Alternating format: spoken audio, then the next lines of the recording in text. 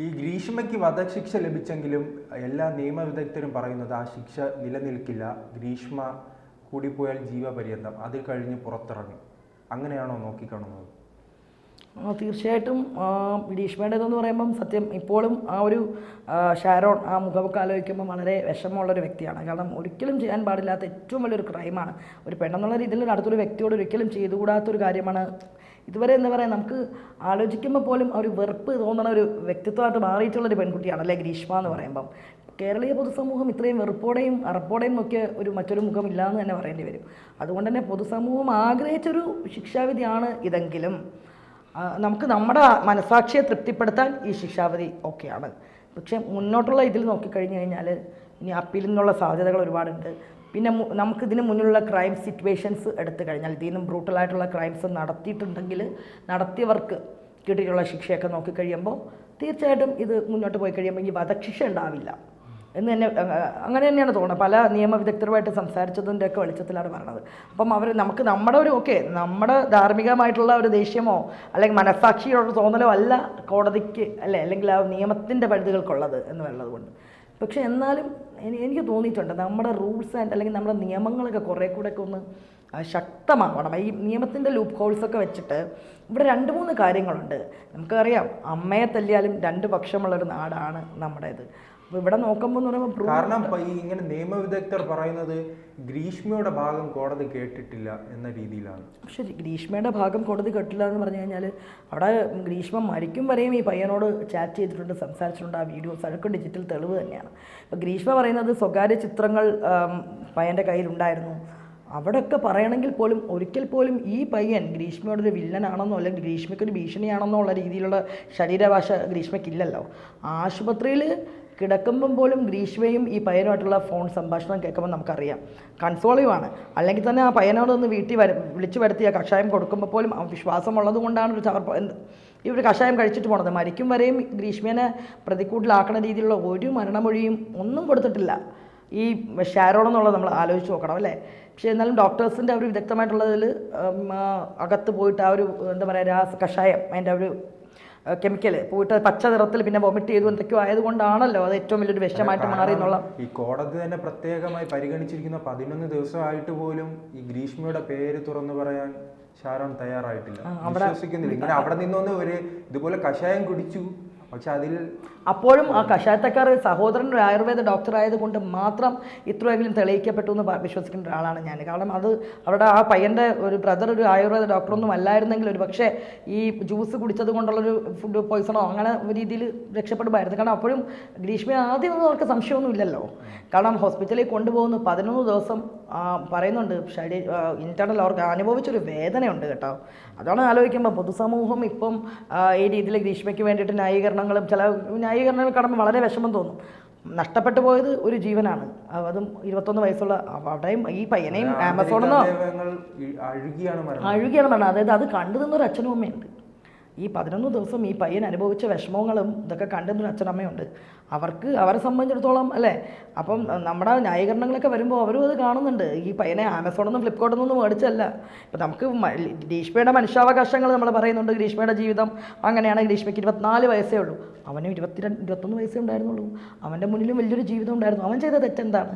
ശരിയാണ്, നമ്മൾ നോക്കിക്കഴിയുമ്പോൾ വിവാഹത്തിന് മുമ്പ് ഒരു ബന്ധം ഉണ്ടായിരുന്നു, അവിടെ ഒരു സെക്ഷൽ ആക്ടിവിറ്റീസ് ഒക്കെ നടന്നിട്ടുണ്ട് എന്നുള്ള രീതിയിൽ പറയാം. ഒരു എന്താ പറയുക ഇവർ തമ്മിലുള്ള ഇത്. പക്ഷെ അപ്പോഴും അവൻ്റെ ഒരു രീതിയിൽ വെട്ടുകാട് പള്ളിയിൽ കൊണ്ടുപോയി താലി ചാർത്തി നമ്മൾ കണ്ടിട്ടുണ്ട്. ഗ്രീഷ്മേനെ ചിത്രങ്ങളിലൊക്കെ എന്തുവാണ് സിന്ദൂരമൊക്കെ ഇട്ട് അവനെ വിശ്വസിപ്പിച്ചേക്കാണ് ഞാൻ നിൻ്റേത് എന്ന് ഒരു വിശ്വാസം കൊടുത്ത് അതിൻ്റെ പേരിൽ. അപ്പോൾ അവൻ്റെ കൺസെപ്റ്റിൽ അവൻ്റെ ഭാര്യയാണ്.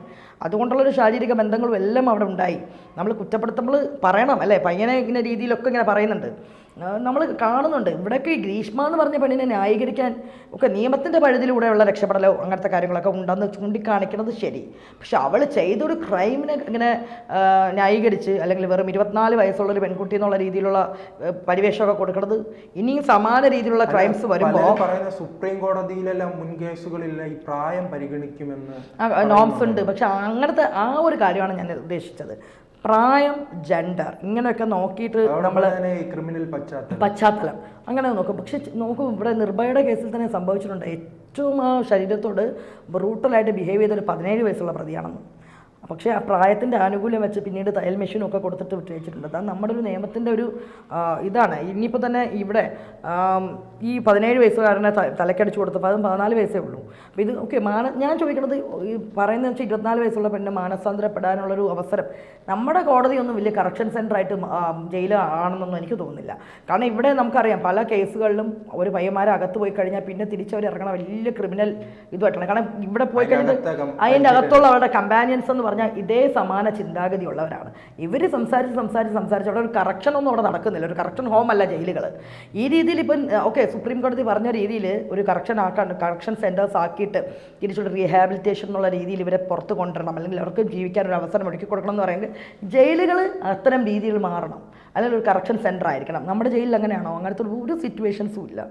ഇവിടെ ജയിലുകളിൽ പോയി കഴിഞ്ഞ് കഴിഞ്ഞാൽ ചെറിയൊരു ക്രൈമിന് പോകണമെന്ന് പോലും തിരിച്ച് പിന്നെ റിപ്പീറ്റഡ്ലി നമ്മൾ കണ്ടിട്ടുണ്ട്. മോഷ്ടിക്കുമ്പോൾ പിടിക്കണം എന്തുവാണ് അടുത്ത കൂട്ടാളിയായിട്ട് ചേർന്നിട്ട് പിന്നെ അടുത്ത ക്രൈംസ് അല്ലെങ്കിൽ മോഷ്ടിക്കേണ്ട എവിടെയാണെന്ന് പ്ലാൻ ചെയ്യുന്ന ആൾക്കാരാണ്. പല കുറ്റകൃത്യങ്ങളും പ്ലാൻ ചെയ്യണതാണ്, അത് കണ്ടിട്ടുള്ളതാണ്. ശരി. അപ്പോൾ ഇവിടെ ഈ ഗ്രീഷ്മയെ പോലെ ഗ്രീഷ്മ എന്ന് പറയുമ്പോൾ നമ്മൾ ഒരു രീതിയിലും സാധൂകരിക്കുന്ന ക്രിമിനൽ മൈൻഡഡ് ഗേളാണ്.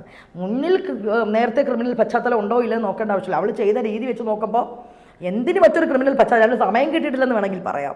അങ്ങനെ ഈ ഒരു ചെറുക്കനെ തന്നെ ഈ ഒരു ക്രൈം തന്നെയല്ല ഏറ്റവും വലിയൊരു ക്രൈം. അങ്ങനെ ചെയ്തൊരു പെണ്ണിൻ്റെ ഇനി മുൻ പശ്ചാത്തലം എന്ത് നോക്കാനാണ്? പഠിക്കാൻ മിടുക്കി. ആ പഠനത്തിലെ മികവ് വളരെ കാണിച്ചത് അവളുടെ ആ ഒരു അറിവ് അവൾ ഓരോന്നും യൂസ് ചെയ്തത് സെർച്ച് ചെയ്തിട്ട് എങ്ങനെ കൊന്നാൽ തിരിച്ചറിയപ്പെടാത്ത രീതിയിൽ കൊല്ലാം എന്നുള്ള രീതിയിലാണ് ഒരാളെ.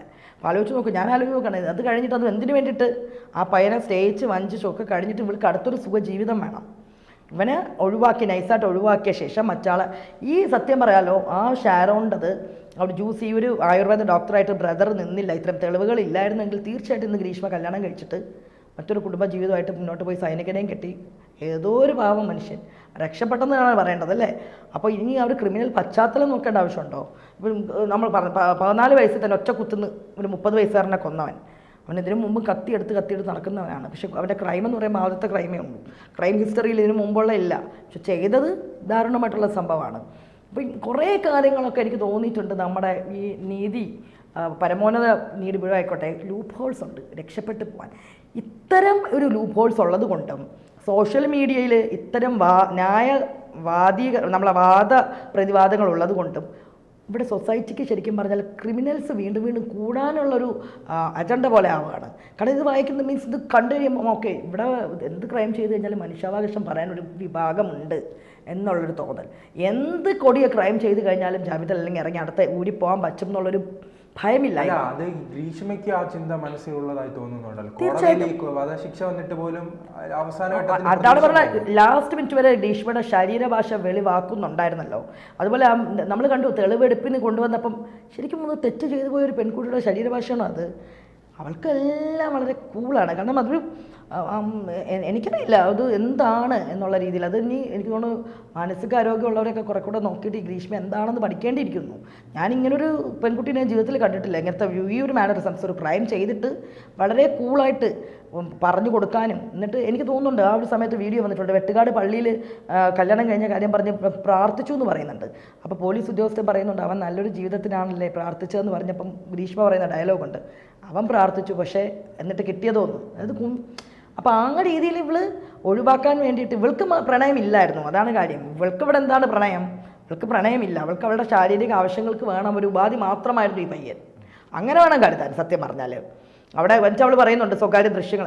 ആ സ്വകാര്യ ദൃശ്യങ്ങൾ കേസിൻ്റെ സമയത്ത് മാത്രം പ്രചരിക്കപ്പെട്ടാണ്. ഭയമുള്ളൊരു പെൺകുട്ടിയാണെങ്കിൽ മരിക്കും വരെയും അവനോട് ചാറ്റ് ചെയ്തുകൊണ്ടിരിക്കുവാണ്.